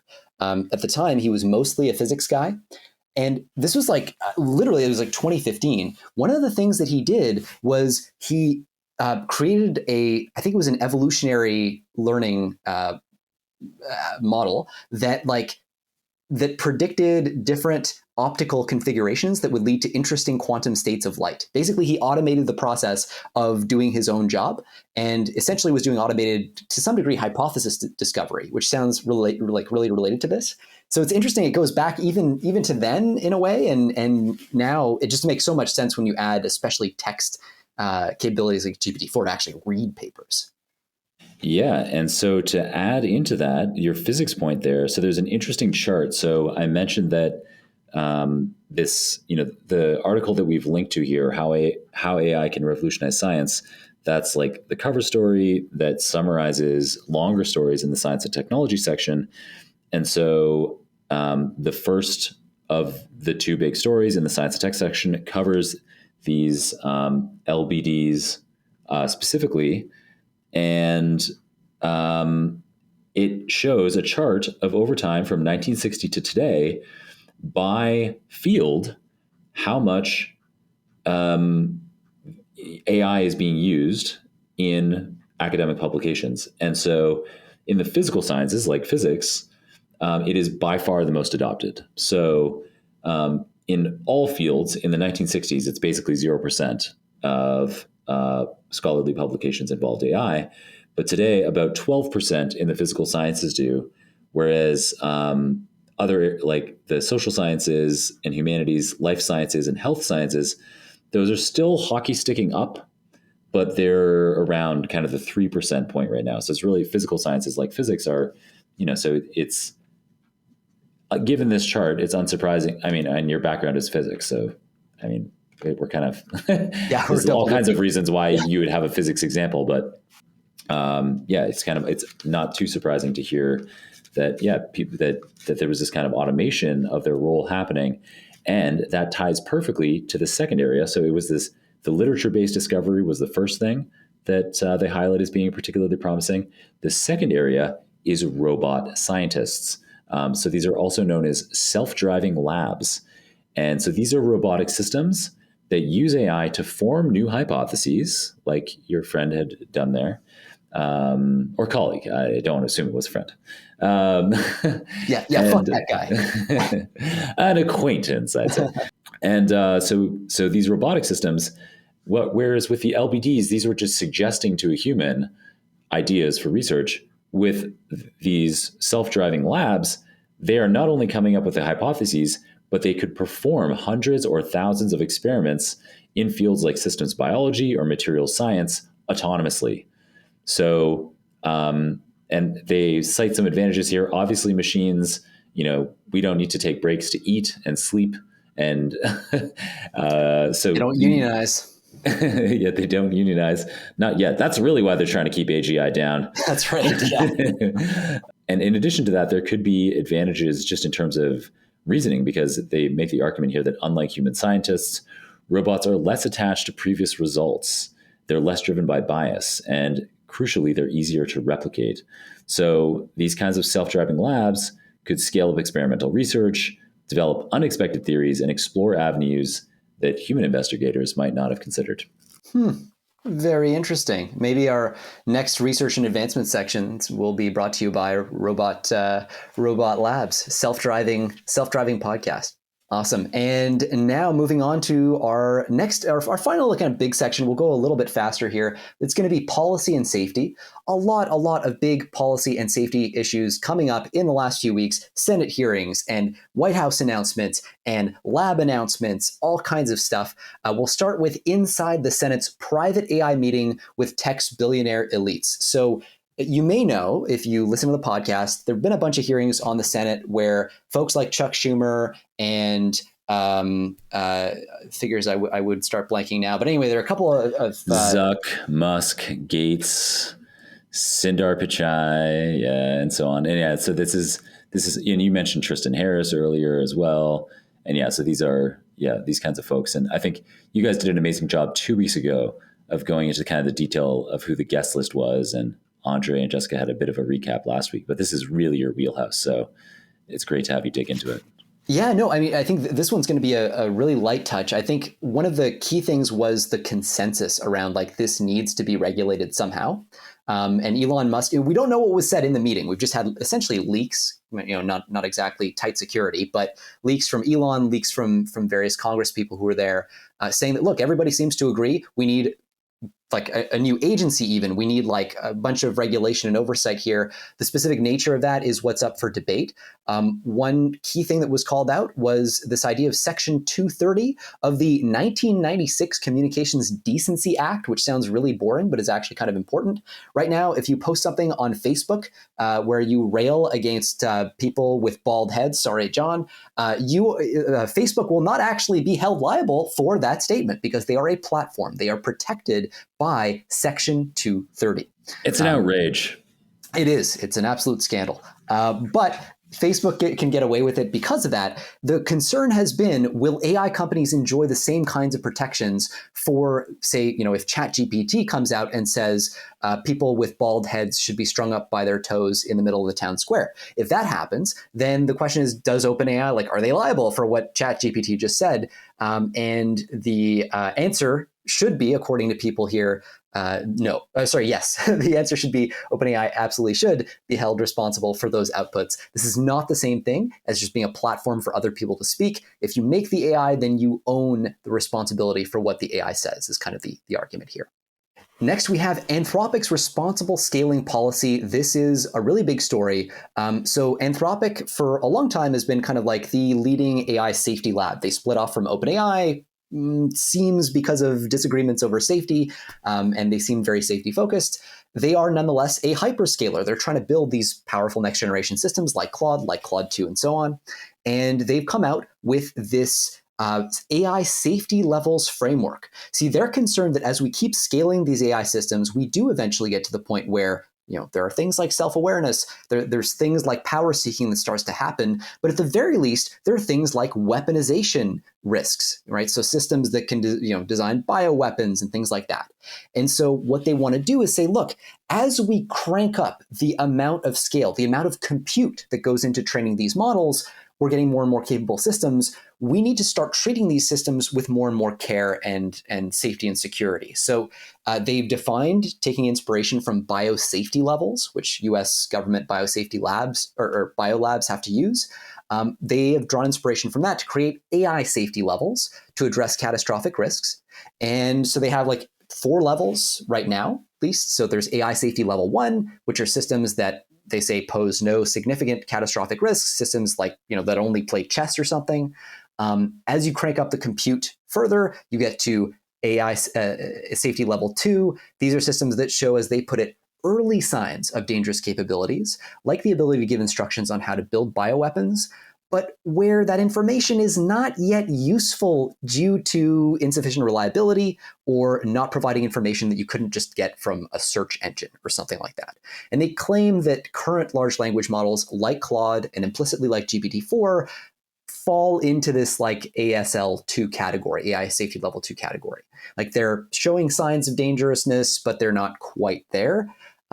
ASL3, AI safety level 3, is systems that, as they put it, substantially increase the risk of catastrophic misuse compared to non-baselines like search engines or textbooks, other places where you might get this dangerous information, or, interestingly, that show low-level autonomous capabilities. And so when we think about low-level autonomous capabilities, we might think of Auto GPT with GPT-4 as a backend, for example. So that might actually be an ASL3 thing. And for that level, they're recommending stricter standards that look like intense R&D to comply with safety measures and to invent new safety measures, and adversarial teaming by red team, adversarial testing by red teamers and that sort of thing. Then there's a final category, ASL4, and they think there may be ASL5 and so on. They're not defined yet. They say they're too far from present systems, but they expect autonomy to be a big feature of this, probably very intense AI safety evaluations. And they have a really interesting document where they go into more detail, but that's kind of the high-level overview. Nice. Yeah.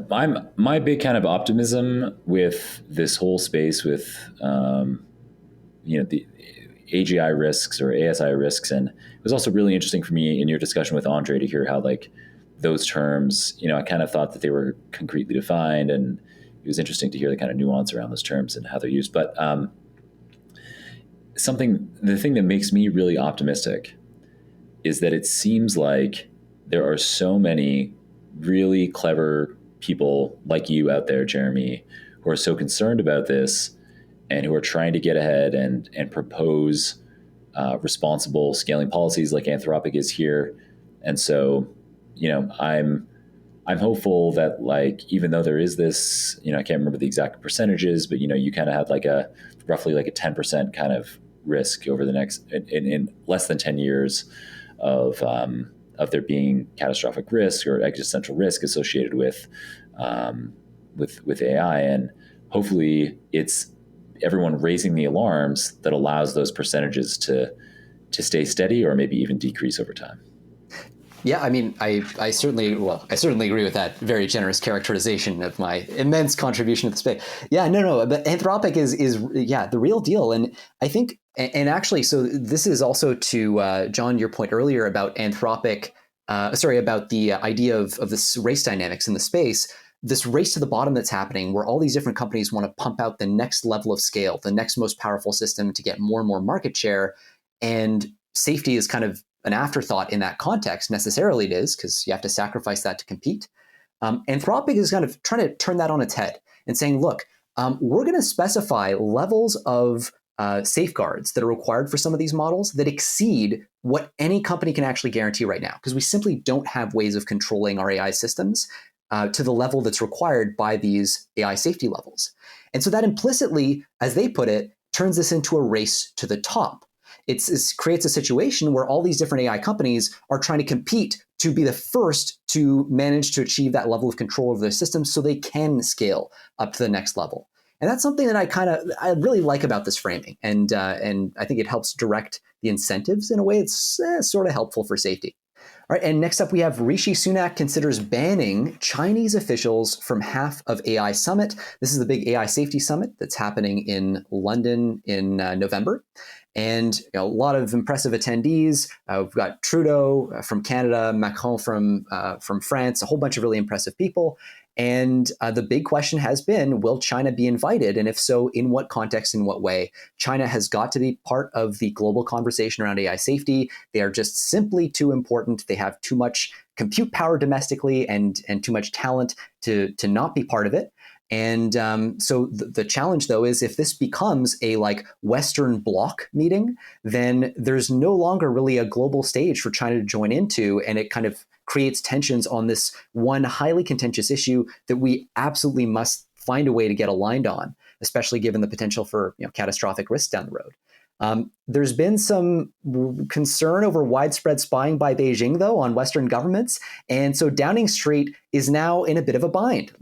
As a result of this, normally you'd uninvite a country as a result of these sort of spying, the evidence of widespread spying. But in this case, it's just not something you can do. And so they're trying to kind of split the baby and invite China to half of the events and implicitly disinvite them or not invite them to half of the others. So it's an interesting challenge for, I think, all parties involved here. And we'll see how it shapes the international conversation around this stuff. Hopefully, there will be some engagement. We know Sunak did talk to Chinese Premier Li Qiang on the sidelines of the G20 in Delhi, where they did talk about AI. So there is some dialogue happening there, but we'll see what the tone and tenor is once we get to that summit with the half ban. Next, we have EU to let responsible AI startups train models on its superclusters. The EU has a bunch of really powerful AI-capable superclusters that people can use, and they also have a bunch of regulations that they would love for companies to adhere to before they formally are turned into law. And so they're trying to use this as a carrot. They're superclusters and saying, hey, if you're an AI company, you're in Europe, you want to use our superclusters, you can, but you've got to adhere to our sort of stopgap voluntary rules and standards in order to get access to it. It's a kind of interesting way to use the carrot to get people to behave maybe more responsibly domestically. Nice. Yeah, it sounds like another example of a race to the top. There you go. And moving on to our lightning round, we have an announcement from the Biden-Harris administration that they have secured voluntary commitments from 8 additional artificial intelligence companies to manage the risks posed by AI. We had the voluntary commitments previously that included, Google and Microsoft and OpenAI and so on. And essentially now we're seeing a whole bunch more companies sign on to these same voluntary commitments. Those commitments include, by the way, checking models for biochemical and radiological risks, like whether they can help you design those sorts of weapons, their cyber capabilities, as well as their abilities to interact with tools and self-replicate as well. So there's a lot in there for people worried about catastrophic risks. There's a lot in there to be happy with, at least that I am. It's kind of cool to see a lot of these companies sign on. We've got Cohere now joining, Nvidia, Palantir, Salesforce, Scale AI. So a lot of these companies, very impressive, very capable, and some of them have expressed some skepticism about catastrophic risk in the past. So kind of interesting to see them joining the pack here. And then we have Microsoft president and Nvidia chief scientist testify in Senate AI hearings. This was just another in the long line of sort of congressional hearings that we've had on AI, and sort of an interesting set of testimonies. I think the main take home here is the Nvidia guy was definitely more on the "don't worry about catastrophic risks, it's all bullshit" side, and the Microsoft guy was kind of like, ugh. And then there was an academic guy in there who was like, hey, we should worry about stuff. At the end, the take home, I think, the interesting one was Senator Blumenthal, who said, make no mistake, there will be regulation. The only question is how soon and what. It should be regulation that encourages the best in American free enterprise, but at the same time provides the kind of protections that we do in other areas. We need to make sure these protections are framed and targeted in a way that applies to the risk-involved, risk-based rules. So definitely an intention to follow up there. Yeah, nice. Those percentages going down. Come on. Let's keep us alive. That's how it feels. Next, we have AI chatbots are invading your local government and making everyone nervous.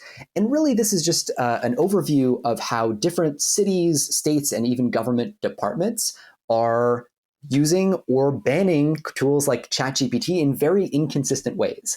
Like it seems like some cities like San Jose, Seattle, and Boston are just like, some of them are like, yeah, go ahead and use generative AI as much as you can, make yourself more efficient. Whereas others are saying, no, you're banned from using these systems altogether. And this is kind of important because these these local laws and regulations, they have a way of trickling up. And so we can see them reflected in Washington before too long. So it's interesting to see that there's no consensus at the state and local level quite yet. Then we have inside Elon Musk's struggle for the future of AI. This is kind of a cute little, I don't know. It's a biographical story about Elon's kind of escalating freakout and his escalating response to the risk of catastrophic effects from AI. And so it kind of tells you the story of like how Elon Musk was talking to Demis Hassabis one day, who was the founder of DeepMind. And Demis is like, hey, bro, like you really need to worry about AI risk. Elon freaks out. He goes to talk to Larry Page, who was one of the co-founders of Google. Larry Page was like, I don't really care about existential risk from AI. And he actually accused Elon of being speciesist, as in like, hey, the AI is a species, it's an entity that you should care about too. So who cares if it kills us all? And so Elon is like, not so sure I like that attitude, got even more worried when Larry Page's Google acquired DeepMind. And anyway, this kind of goes through the process of Elon Musk getting more and more worried that this guy who Elon considers to not value humanity in the same way Elon might, is now running effectively, or at least owning DeepMind. And so Musk freaks out. He founds OpenAI as a kind of alternative. It's not super clear how that logic works, though, because OpenAI at first was supposed to open source these powerful AI models, which if you worry about catastrophic risk, you might think of that as like strictly worse. And in fact, OpenAI now agrees with that perspective and has been closing down and not releasing things in the same way. So sort of a little baffling that like this open source thing as a response to worrying about AI risk. I'm still confused by that. But anyway. He's doing that again now, isn't he? Yep. So XAI is exactly, that's like one of the latest steps in the journey. Yeah. I don't think they're doing open source in the same way, but they are just another hyperscale. It's like the solution seems to always be, oh, we just need another AGI lab to make the race even worse. Like, why not just go ahead and add more fuel to the fire? Also, they kind of flagged Neuralink too, which was, I thought, sort of cool. The argument behind Neuralink is this company that is designed to implant chips into people's brains so they can interface with computers. And you might be like, why do we need that? That sounds really creepy. And, you might not be wrong, but the idea here is that by increasing the bandwidth of communication between the human brain and AI systems, we're essentially can serve you ads more effectively than ever before. Exactly. This is why I really, really, really want an iPhone right now. I don't know why, but I just really need an iPhone. And then we have Gary Gensler confirms SEC's use of AI for financial surveillance. Nothing surprising here. The SEC is using AI, it seems, to potentially, they're not super clear on how it's being used, but one possibility is to track the market for anomalies, to detect when bad things are happening. And just kind of interesting to see the US government starting to use these tools and the SEC actually not being necessarily as transparent as some other US agencies have to be. There's no requirement for them to publicly report the use of these sorts of internal technologies. So kind of interesting that standard. All right, and to wrap up, we're going to talk about one more story in synthetic media and art, and this is self-publishers must declare if content sold on Amazon site is AI generated. These are new rules that Amazon has announced on its Kindle Direct Publishing Forum on Wednesday, KDP Forum. So basically they're saying like, hey, if you make content that's AI generated, you got to let us know. But if you edit, if all you're doing is using AI tools to edit stuff for you, then it's okay. So it's kind of like this interesting trying to draw the line between these two things. Yeah, I guess this is like something so that if there's like egregious abuse, they can catch it. But yeah, unfortunately, despite Tian, who we were talking about earlier with his GPT-0 tool, declaring that we'll always be able to catch people using generative AI tools, like it's already very hard today and will only surely get harder. So yeah, they're probably doing this to try to when they spot people who are, really like churning out an impossible amount of content in a short period of time, they can say, look, clearly you're violating these rules. And I think it's fair enough because it's tough at a glance to tell if something's AI generated. But as you start to dig into these, they recently had a work-related example where like somebody created a probably impossible amount of work in a short period of time. Interesting. And which initially made me a bit skeptical. But then like when digging into, and then once I started really digging at first glance, I was impressed by the work. I was like, wow, it looks like you did some really amazing work overnight. And then once I got digging into the detail, I was like, wait a second, this is really generic. And so I think the same kind of thing could happen here where you're like, while AI generated content, for shorter documents, like if you ask it to help you draft a tweet or an email, like it's probably going to be pretty good and maybe excellent in some cases. But if you try to generate a whole book, at least today, the quality of that whole book, even if you try to be kind of clever about it and have it do short chapter at a time, like the consistency and the quality and probably the interestingness of the story, while the first few pages might dupe you, you're going to get into it and start to feel like it's a pretty crappy book. Yeah, no, that's a really good point. And I think a lot of it speaks to context windows. Like we're still not at the point where, the context windows of these models are long enough to be book length. So implicitly, the models can't have a book length plot embedded in them, which means they're going to feel like you're reading just kind of cut together things at a certain level of length. Yeah, and I think at least even in the next couple of years, probably at least, even if context windows do get big enough to be creating a whole book, I expect, and then I could be proven wrong because I was completely blown away by GPT-4 period, but I suspect that that kind of thoughtfulness, there's not the attention is not uniform over that whole context window, at least with all the approaches that we have today. So while you can get point here, point there, covered over that whole context window, it isn't the same as like somebody putting together a really clever murder mystery where they've got kind of their whole wall is covered in the linkages between these characters and how the story is going to flow. But yeah, that it might not be long before. it might not be. Yeah. It's also, I think, a question of like where the compute goes. Like potentially you can offload more compute to inference and set up like auto GPT type models that could edit what other models have written to effectively give more attention to different pieces. Interesting challenges ahead for sure in the space.